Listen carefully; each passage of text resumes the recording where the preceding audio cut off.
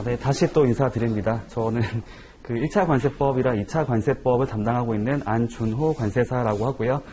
저는 아까 여러 가지 그 과목별로 많은 내용을 들으셨을 것 같은데, 사실 지금 단계에서는 어떻게 준비를 할지를 자세히 들어가는 건 의미가 없다고 생각을 하고, 저는 이제 전반적인 그런 공부 방법과 나름대로 어떻게 공부를 하는 게 효과적인지에 대해서 말씀을 드려보도록 하겠습니다.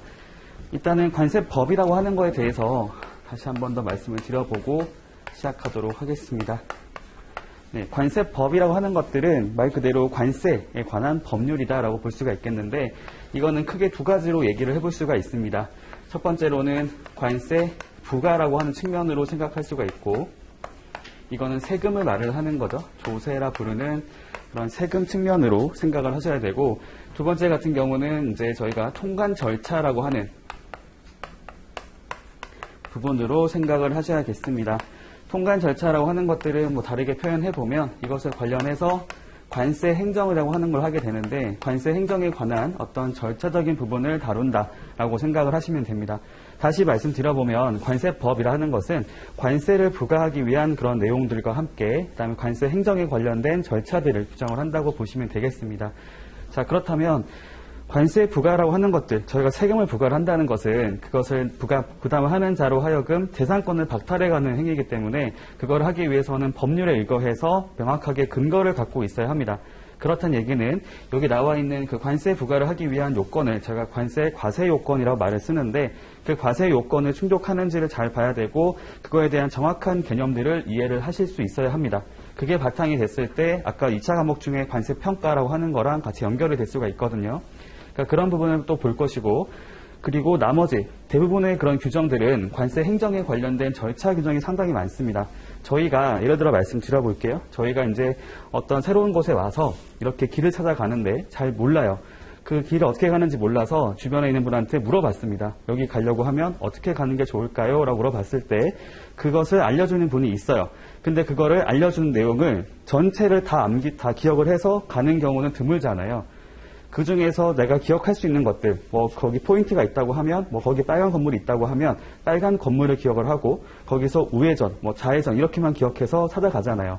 그리고 그런 절차라고 하는 것들은 저희가 모든 것들을 암기를 해서 가는 게 아니고, 그것을 습관화시키면 내가 늘상 가는 길은 까먹지 않잖아요. 저희가 행정이라고 하는 것들도 마찬가지라고 생각을 합니다. 저희가 절차라고 하는 것들은 기본적인 절차가 있다고 했을 때 절차 자체를 통째로 암기하는 것이 아니고 이것을 반복해서 숙달을 하게 되면 나도 모르게 이것이 체득이 된다고 생각을 하거든요. 그 말인즉슨 관세 행정적인 측면을 공부하실 때는 여러 번 반복해서 내용을 보는 게 효과적이다라고 말씀드립니다. 그리고 공부를 하실 때는 이 장면을 생각해 보는 거죠. 저희가 그림을 지도를 찾아갈 때는 약도를 보고 찾아가는 것처럼 행정 절차라고 하는 것들도 그 행정 업무를 하는 자가 누군지, 그것을 신청하는 자가 누군지를 이렇게 그림을 그려놓고 그걸 맞춰서 하살표 그어가는 거 있잖아요. 신청이란 절차가 있으면 신청에 따라서 상대방이 어떠한 처리를 할 수가 있고, 처리에 따라서는 어떻게 또 할 수 있고, 이런 과정들을 계속해서 화살표를 그어가면서 내용들을 정리하다 보면 이것이 머릿속에 남아있을 거라고 생각이 듭니다. 그렇게 머릿속에 정리가 되면 이거를 법률 나와 있는 규정으로 마지막에 정리를 한다고 보시면 되겠고요. 그래서 이거는 이제 하다 보면 많이 반복을 해야 되는데, 그런 부분에 대해서 제가 도움을 많이 드리려고 하고 있고, 그 다음에 저는 수업을 할 때는 제 특징이 하나가 있습니다. 저는 그 주의를 해야 될 부분들을 많이 말씀드리고요. 주의해야 될 부분하고, 그 다음에 제가 이제 업무를 하면서, 실무 경험을 하면서 여러분들한테 실무적인 사례들을 많이 말씀드릴 겁니다. 제가 현재 관세법인에서 이사로 근무하고 있거든요. 제가 8년 정도 근무를 했는데 관세 행정 업무를 하면서 특히 제가 통관 업무를 많이 하게 되면서 통관 업무에 관련돼 있는 여러 가지 사례들을 많이 말씀을 드릴 겁니다. 그런 것들을 듣고 내가 법률을 볼 때 어떤 내용들을 정확히 이해하려면 어떻게 내용을 봐야 되는구나라는 것을 말씀을 드릴 테니까 그런 부분들 참고하시면 좋을 것 같습니다. 관세법에 대한 것들은 어쨌든 1차랑 2차랑 또 구분 지어보면 1차는 객관식이고 2차는 논술형 또는 서술형 이렇게 말할 수가 있어요. 공부 방법이 달라야 합니다. 객관식이기 때문에 객관식은 제가 흔히 틀린 그림 찾기라고 말씀드릴 수 있을 것 같아요. 틀린 그림 찾기라고 하는 것들은 내가 전체 내용을 잘 보지 못하더라도 어느 것이 잘못됐는지를 찾을 수 있다면 정답을 고를 수 있습니다. 그래서 1차 공부를 하실 때는 내가 모든 것들을 100% 완성을 해서 가는 형태가 아니라 내가 어떤 보기가 나왔을 때 이 보기에 대한 답을 고를 때는 틀린 것을 찾아낼 수가 있다고 한다면, 다 알지는 못해도 그 중에 뭐 내용들을 선별할 수 있다면 그걸로 충분하다고 생각을 하거든요. 어차피 저희는 수험 공부를 할 거기 때문에 만점을 목표로 하는 과목이 아닙니다. 그렇죠? 합격을 목표로 하는 것이기 때문에 그렇게 효과적으로 공부를 하시면 좋을 것 같고, 2차라고 하는 것들은 말 그대로 백지예요, 백지. 논술형이기 때문에 어떤 힌트가 주어진 것을 쓰는 게 아니고 내가 어떤 내용을 설명해 보라고 했을 때 아까 말씀드린 것처럼 어딘가를 찾아가야 되는데 그거에 대해서 약도를 그려보세요라고 했을 경우에 그거에 대한 전체 내용을 설명할 수 있어야 한다는 겁니다. 여기를 가면은 뭐가 있고 여기를 가면은 어떻게 해야 되고 이런 거 있잖아요. 그래서 그런 것에 맞춰서 공부를 하셔야 되고, 1차 같은 경우는 중요한 게 뭐냐면 항상 효과적인 방법은 OX를 가지고 공부하는 게 좋겠죠. 내가 공부했던 내용에 대해서 이것이 옳은 내용인지 틀린 내용인지를 저희가 문제집을 봤을 때도 맞는 것을 고르는 문제, 틀린 것을 고르는 문제가 나오잖아요. 그래서 항상 내가 공부했던 범위가 있다고 한다면 그 범위 안에서 문제를 통해서 내가 알고 있는 개념들이 맞는지 틀린지를 골라내는 작업들을 반복하시면 좋을 것 같습니다.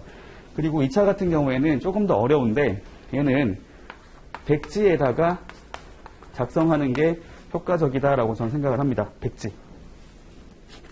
그러니까 공부를 하잖아요. 공부하신 내용들을 반복해서 이제 기억을 해야 되는데, 정리를 하셔야 되는데, 저희가 2차 과목 같은 경우는 이때 양이 많아요. 양이 많기 때문에 공부를 하실 때는 내가 전체 내용을 마치 저희가 모든 내용들을 세세하게 전체를 하게 되면 시간이 오래 걸리기 때문에 그렇게 하는 게 되게 어렵습니다. 그래서 필요한 게 뭐냐면 전체에 대한 구조라고 하는 거 있죠.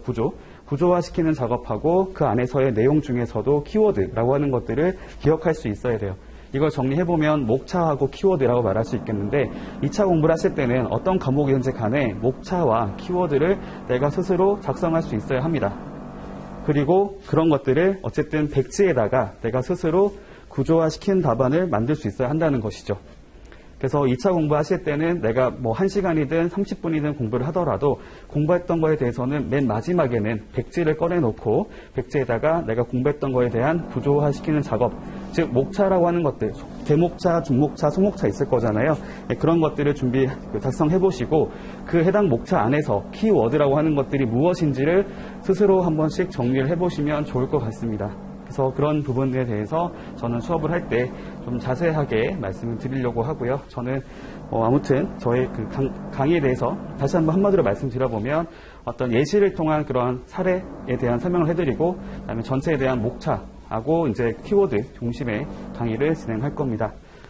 자세한 내용들은 어차피 수업을 들어야 지금 말씀드리는 것보다는 나중에 이제 강의를 들었을 때 그때 더 와닿을 거라 생각이 들어서 이 정도로 말씀을 드리려고 하고요. 다음으로는 저희 1차에서의 그 회계를 담당하고 계시는 저희 원관진 세무사님 모시고 또 그 학습 전략을 들어보도록 하겠습니다. 감사합니다.